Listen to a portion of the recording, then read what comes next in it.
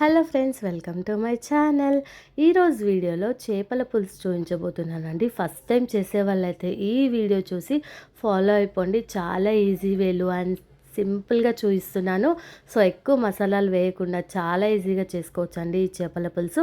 అలాగే చేపల నిసువాసన రాకుండా కూడా ఎలా చేసుకోవాలో టిప్స్ కొని చెప్తాను. సో వీడియోని స్కిప్ చేయకుండా చూడండి.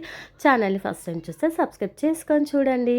ముందుగా ఈ రెసిపీ కోసం స్టవ్ ఆన్ చేసుకొని ఒక తాలింపు గట్టి పెట్టుకోండి. అందులోకి కొద్దిగా ఆవాలు, జీలకర్ర, ధనియాలు, కొన్ని మెంతులు వేసుకొని లో ఫ్లేమ్లో ఫ్రై చేసుకొని పక్కన పెట్టేసుకోండి. అదే స్టవ్ పైన కర్రీ వండుకోవడానికి ఒక గిన్నె పెట్టేసుకోండి. ఇక్కడ వెడల్పాటి గిన్నె అయితే బాగుంటుంది. అందులోకి కొద్దిగా ఆయిల్ వేసుకోండి. కట్ చేసి పెట్టుకున్న ఉల్లిపాయ ముక్కలు కూడా వేసుకొని పచ్చివాసన పోయేంత వరకు వేయించుకోవాలి. ఇక్కడ నేను వచ్చేసి 4 మీడియం సైజ్ ఆనియన్స్ తీసుకున్నాను అనమాట. ఇలా వీటిని తీసి పక్కన పెట్టేసుకోండి. ఇక్కడ నేను వచ్చేసి ఫిషెస్ని అయితే ముందుగానే శుభ్రం చేసి పెట్టుకున్నాను. పసుపు, నిమ్మరసం, ఉప్పు వేసి బాగా వాష్ చేసి పెట్టుకున్నానండి. ఇందులో వచ్చేసి కల్లుప్పు వేసి చేసుకున్నాను. అప్పుడే మంచిగా చేపలు క్లీన్ అవుతాయి అన్నమాట. ఇలా క్లీన్ చేసి పెట్టి పక్కన పెట్టేసుకోండి.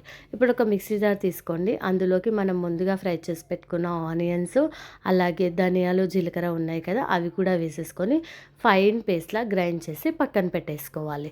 ఇప్పుడు మనం ముందుగా ఫ్రై చేసి పెట్టుకున్న ఆనియన్స్ గిన్నె ఉంది కదా, అందులోకే కర్రీకి సరిపడా ఆయిల్ వేసుకోండి. ఆయిల్ వేడెక్కాక సన్నగా కట్ చేసుకున్న కొన్ని ఆనియన్ ముక్కలు, కరివేపాకు, అల్లం వెల్లుల్లి పేస్టు, పసుపు ఇవన్నీ వేసుకొని అల్లం వెల్లుల్లి పేస్టు, ఆనియన్స్ పచ్చివాసన పోయేంత వరకు వేయించుకోవాలి. ఇవి చక్కగా వేగిన తర్వాత మనం ఆనియన్ పేస్ట్ని గ్రైండ్ చేసి పెట్టుకున్నాం కదా, అది కూడా వేసేసుకోవాలి. ఇక్కడ మనం అన్నీ ఫ్రై చేసి పెట్టుకున్నాం కాబట్టి పచ్చివాసన ఏమీ ఉండయండి. సో ఎక్కువ టైం ఏమీ పట్టదనమాట కర్రీ చేసుకోవడానికి. వితిన్ 10 to 15 మినిట్స్ లోపు మనకి చేపల పులుసు అనేది రెడీ అయిపోతుంది. ఇక్కడ మనం ఆనియన్స్ వేసేసుకొని ఒకసారి బాగా కలుపుకున్నాక ఇప్పుడు ఇందులోకి టమాటా ప్యూరీ వేసుకుంటున్నానండి. ఒక్క టమాటాని ఇలా ప్యూరీ చేసి వేసుకుంటున్నాను.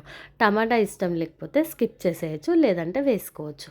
ఇలా టమాటా ప్యూరీ కూడా వేసుకొని కలుపుకున్నాక రుచికి సరిపడా ఉప్పు, కారం వేసేసుకోండి. ఇక్కడ మీ టేస్ట్కి తగ్గట్టు ఉప్పు, కారం అడ్జస్ట్ చేసుకోవాలి. ఇలా వేసుకొని బాగా కలుపుకోవాలి. ఆయిల్ సపరేట్ అయ్యేంత వరకు కుక్ చేసుకోండి. ఇక్కడ చూడండి, వీడియోలో చూస్తున్నారు కదా, ఇలా ఆయిల్ అనేది సపరేట్ అవ్వాలన్నమాట. అప్పుడే అంతా మంచిగా కుక్ అయిందని అర్థం. సో ఇక్కడ మళ్ళీ ఒకసారి బాగా కలిపేసుకోండి. ఇలా కలుపుకున్నాక ఇప్పుడు ఇందులోకి ఒక నిమ్మకాయ సైజ్ అంత చింతపండుని నేను ముందుగానే నానబెట్టుకున్నాను. కర్రీ స్టార్ట్ చేసే ముందు దాన్ని గుజ్జు తీసి ఇలా వేసుకోండి. పులుపు ఇష్టం ఉన్న వాళ్ళు ఇంకొంచెం వేసుకోవచ్చు, లేదంటే నేను వేసినంత అయితే సరిపోతుందన్నమాట.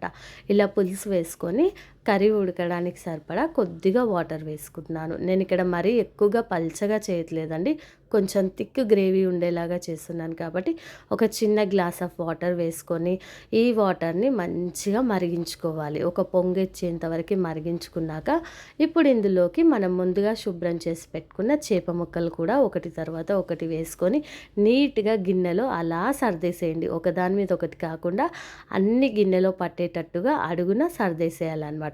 సో అందుకే చేపల కర్రీకి వెడల్పాటి గిన్నెని తీసుకోవాలని పెద్దలు చెప్తూ ఉంటారు కదా, సో ఇందుకోసమే అనమాట.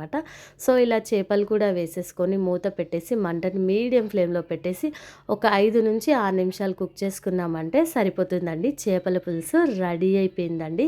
టేస్ట్ చాలా బాగుంటుంది. ఫైనల్గా కొత్తిమీర వేసేసుకుంటే ఇంకా అద్దిరిపోతుంది అనమాట ఈ చేపల కర్రీ. సో ఇలా ఒకసారి ట్రై చేసి చూడండి చేపల పులుసు. ఫస్ట్ టైం చేసే వాళ్ళైనా ఇలా ట్రై చేసి చూడండి, సూపర్ టేస్టీగా వస్తుంది. సో చేపల కర్రీ ఫినిష్ అయిపోయిన తర్వాత గరిట పెట్టి కలిపేరు అస్సలు కలపొద్దు. ఎందుకంటే చేప ముక్కలు అయితే ఆల్రెడీ కుక్ అయిపోయి ఉంటాయి కదా, మనం గరిట పెట్టి కలిపితే అవి విరిగిపోయి ముళ్ళులు సపరేట్ అయ్యే ఛాన్సెస్ ఉంటుంది. సో లాస్ట్ టైంలో ఇలా గిన్నెతోనే కదిపేసుకున్నామంటే సరిపోతుందన్నమాట.